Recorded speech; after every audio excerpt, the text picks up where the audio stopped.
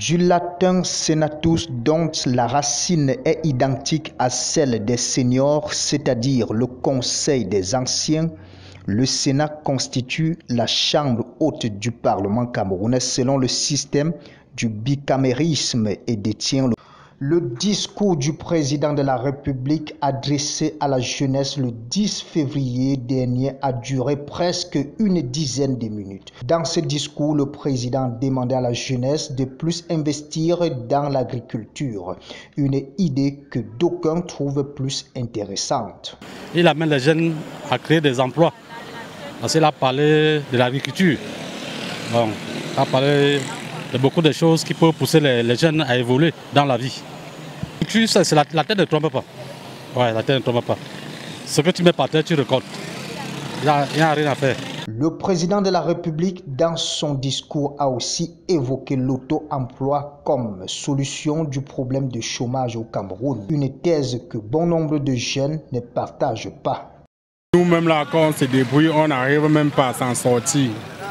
Ce sont toujours là qui viennent là pour nous menacer, qu'on doit payer les taxes, on va faire ceci, cela.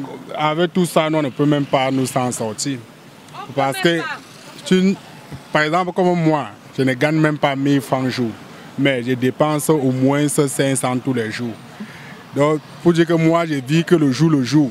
Si j'ai un problème maintenant, là, que peut-être si on m'appelle qu'au village urgent, là, je ne peux même pas aller. Je vais commencer à marcher partout à prêter l'argent. Selon ces derniers, le gouvernement devrait plutôt lutter contre cette inflation gravissime qui actuellement impacte négativement sur l'économie camerounaise. Moi, j'habite loin à Soie. Je mettais avant 1000 francs. Je partais aller-retour. Maintenant, c'est 1500.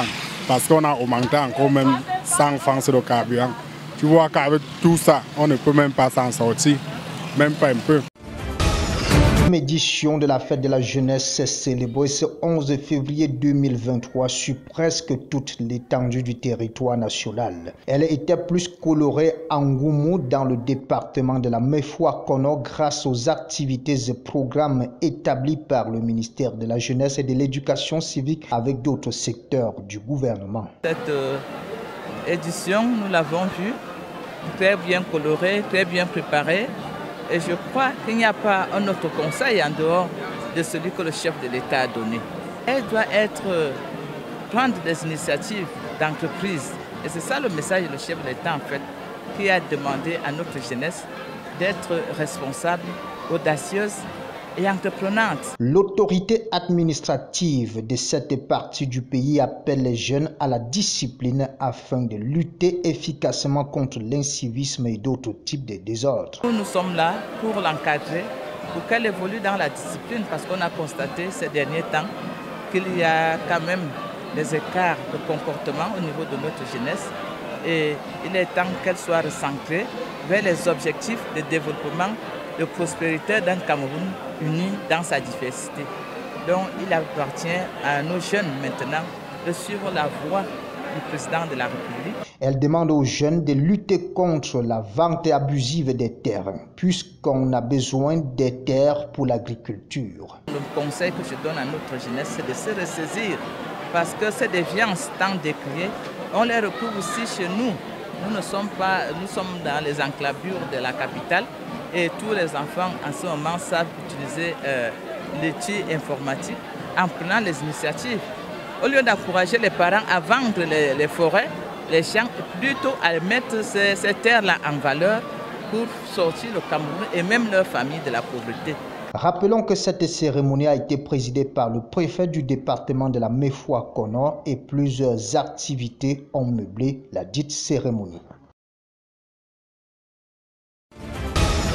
C'est dans près de 120 pays dans le monde que le deuxième lundi du mois de février est assigné à l'épilepsie, qui est une maladie encore mal connue, une journée internationale dédiée à l'épilepsie qui a permis à M. Bada Eugène, directeur médical, de mieux se pencher sur la question.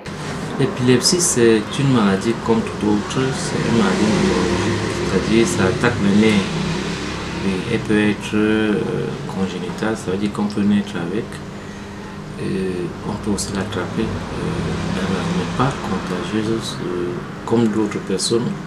On peut, comme je dis, ça pourrait un des nerfs, c'est un mal de nerfs neurologique, ça veut dire quand ça touche le système nerveux, et ça commence donc à donner certaines crises. On constate parfois il y a des chutes, quand on chute on perd un peu de mémoire, on se met à baver. L'épilepsie est une maladie neurologique. Elle est l'expression d'un fonctionnement anormal de l'activité du cerveau. Il faudrait encore se réjouir de cette panoplie des médicaments qui sont à la disposition des malades et qui agissent directement sur les types d'épilepsie. Avec l'évolution de la science, 70% des cas d'épilepsie peuvent être soignés avec succès après 2 à 5 ans sans de nouvelles crises. Toujours est-il qu'il faudrait rencontrer un spécialiste quand vous avez ces troubles de cerveau. La première des choses, c'est de consulter un spécialiste, un neurologue, qui est plus habilité à vous prendre en charge. Il y a une charge, il y a un traitement, une thérapie à ce genre de personnes. Il y a les examens à faire, ECG, électroencéphalite. Puis, tel le résultat donne, le spécialiste te met sur un traitement. Il y a toujours une solution à tout problème, il suffit juste de suivre les prescriptions médicales. Ce 13 février s'est ouvert la concertation politique entre la majorité et l'opposition en vue des élections présidentielles prévues en 2023. La cérémonie d'ouverture de cette concertation politique convoquée par le président gabonais Ali Bongo pour parvenir à des élections politiques transparentes et sans contestation a eu pour cadre le palais présidentiel et a connu la présence de plusieurs principaux leaders politiques de la majorité et de l'opposition. D'entrée de jeu, un seul discours dans lequel le président Ali Bongo fait une grande annonce. J'ai entendu l'appel de mes compatriotes, notamment des acteurs politiques de la majorité et de l'opposition, demandant l'organisation d'une rencontre pour définir les bases de la préparation des scrutins au lendemain apaisé. En tant que garant de la stabilité de notre pays, je peux vous assurer que cette rencontre aura lieu dans les meilleurs délais. Par ailleurs, l'on ne sait pas si le nombre de mandats aussi sera limité. Actuellement, les députés, les sénateurs et même le président de la République peuvent se présenter autant de fois qu'ils le souhaitent. Pour la suite des concertations, les travaux vont se dérouler sous des tentes dans l'esplanade du ministère de la Défense et dureront 10 jours. Le président Ali Bongo a aussi demandé 2 listes, une de 30 membres de l'opposition et une autre de la majorité.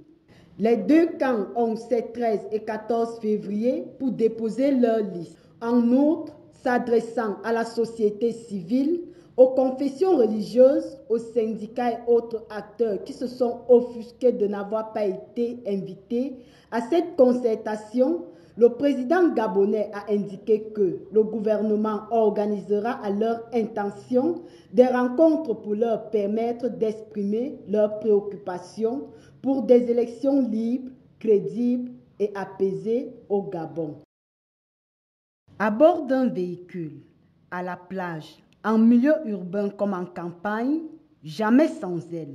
La radio, dans ses missions régaliennes, joue un rôle important dans le quotidien des sociétés. La radio a des missions qui sont bien précises, c'est-à-dire participer à l'éducation des populations, participer également à l'information des populations et puis participer notamment, on va dire, comment je vais dire ça, c'est-à-dire qu'il faut divertir les populations. Donc c'est à travers la radio qu'on le fait.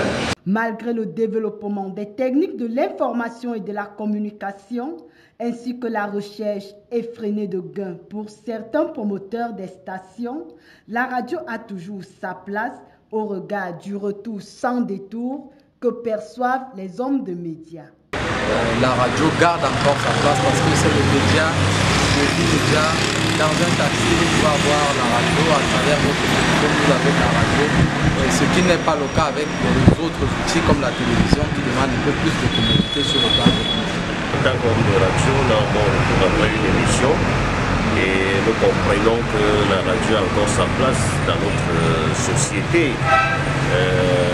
Chacun écoute la radio malgré qu'il y a la présence des nouveaux médias. Mais la radio a encore sa place. Par ailleurs, dans l'optique de conserver ces valeurs, un recadrage dans ce secteur serait le bienvenu. Je suis sur la radio et je pense qu'il faudrait certainement que cet instrument-là soit davantage réhabilité dans le sens de ces missions qui lui sont assignées. Cette 12e édition de la Journée mondiale de la radio est placée sous le thème « Radio et paix ».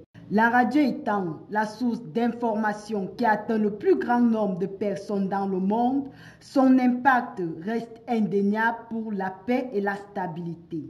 Car la radio construit, mais elle détruit aussi à la même vitesse par ondes électrochocs. Comme le rapportent plusieurs sources, à l'instar le journal Le Jour d'Aman Mana, 5 employés du principal groupe agro-industriel public du Cameroun ont été tués vendredi dans une attaque terroriste dans la partie ouest anglophone. Les malfaiteurs auteurs du carnage, lesquels étaient armés jusqu'aux dents, n'ont pas été identifiés. Ils ont attaqué un camion transportant les travailleurs de la Cameroun Development Corporation, en anagramme CDC, inscrivant au rendez-vous un bilan de 5 morts, dont une femme et 44 blessés. Il faut retenir que la Cameroun Development Corporation est une cible régulière des groupes armés réclamant l'indépendance des régions du nord-ouest et sud-ouest, peuplées principalement par la minorité anglophone.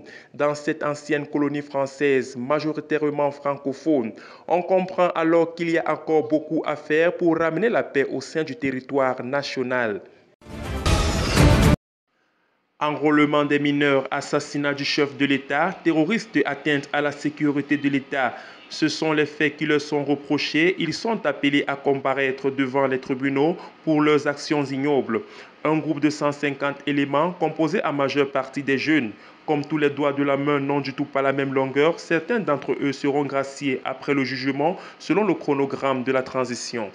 Il convient de rappeler que le général Mahamat Idriss Déby avait pris le bâton de commandement le soir de la mort de son père, le 20 avril 2021, avait laissé entendre qu'il accordera une amnistie aux rebelles du FAC après la prolongation de la transition de 2 ans pour une commission interne au dialogue de réconciliation nationale. La dite prolongation de la période de transition avait été à l'origine de plusieurs tensions au sein du territoire tchadien.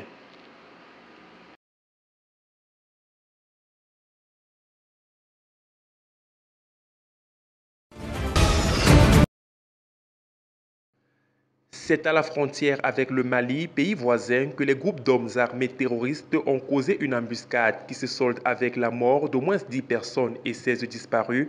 À ceci s'ajoutent 13 militaires blessés. Selon les autorités nigériennes, la France, qui mène des relations bilatérales avec le pays, a fortement condamné cet acte et entend soutenir le Niger dans son opération Al-Mahaou avec 250 soldats dans un partenariat de combat. Il faut aussi rappeler que la journée du mercredi, 9 personnes ont été tuées dans une attaque conduite par les terroristes lourdement armés. Alors qu'un précédent bulletin daté du 24 janvier, l'armée avait déjà jugé la situation sécuritaire relativement calme et que la poursuite de ces opérations avait permis de maintenir une forte pression sur les groupes armés terroristes. Les hostilités sont lancées pour la nouvelle saison du championnat national élite senior Monsieur Cameroun. Le ton a été donné ce samedi 11 février 2023 au gymnase de l'école américaine située au quartier Bonapriso à Douala. Les voyants au vert, les différents antagonistes ont joué à fond et se sont découverts et étudiés. Sur le parquet, le niveau de jeu est resté à la hauteur des participants avec un visible esprit de vaincre. La première journée a livré les résultats plus ou moins appréciables. La Cage Sport Academy a perdu face à l'école de basket 74 points contre 75. Forces armées et police de Yaoundé domine Douala Fitbit 67-55. La BA quant à elle prend le dessus sur Alf 61-47. Bonabéry de son côté obtient sa première victoire face à Onis 87-66. Certaines équipes ont tenu la draguée haute Les visages des premiers leaders se dévoilent. Bonaberi, Beyak, FAP et École de basket ont obtenu les 2 premiers points.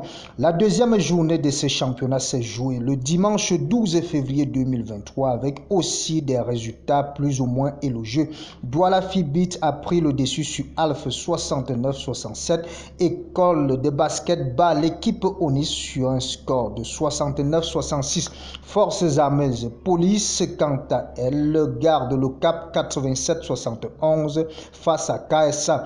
Et Bonaberi domine la Beyak avec un écart d'1 point.